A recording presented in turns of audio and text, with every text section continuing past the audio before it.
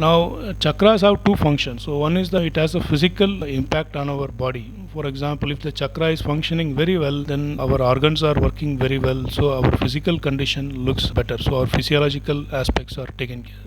But if the chakras are not functioning very well, then there is a problem associated with those chakras, which may eventually manifest as headache, or it may manifest as some chronic problems like BP, thyroid, or these kind of problems. So that is where the importance of chakra is, that these chakras are very important, that if these chakras are functioning very well, then your physical health is always maintained properly. Chakras are not just related to the physiological function, it is also related to a psychological function. That is, our mental health is also dependent on how well our chakras are working. Now, there are two states of chakras. So chakras are always in either one of these two states. That is, either they are active or they are not active. So when the chakras are not active, they don't draw or expel any energy from the body, but they just simply pass the energy from different places through the nadis actually. But when the chakras are active, they are either in a state where they absorb the energy from outside, or they are in a place where they expel the energy from the body. Okay, so these are all the two states of chakras. Okay, now let's move on to how does this chakra influence our health.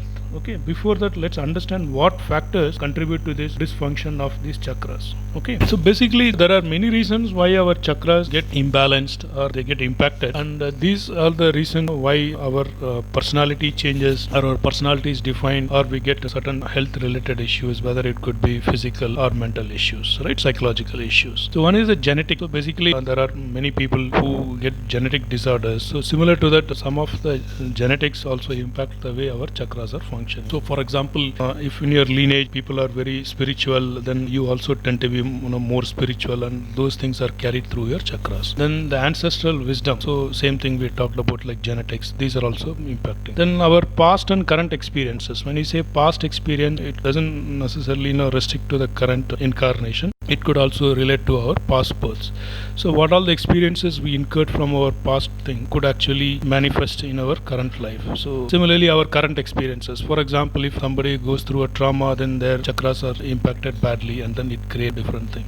For example, like if you are working in a job which is not your piece of cake, but you are just doing the job for a period of time, those frustration get added to your chakra, and then your personality completely changes. Or if you are a very soft person, then you take up some job which is very aggressive. Similarly, vice versa happens. Then we also get influenced by others. So if we are with somebody very closely, slowly we pick up their habits, and these influences are happening through these chakras. Now there are other reasons. For example, belief, based on what we believe. For example, if somebody believes that spiritual life is what is important, then their chakras are accordingly changing. And similarly, if somebody is materialistic, they change. Their habits also make a change. Especially if somebody has a trauma from the childhood, or there is a physical abuse, then their chakras also literally get impacted.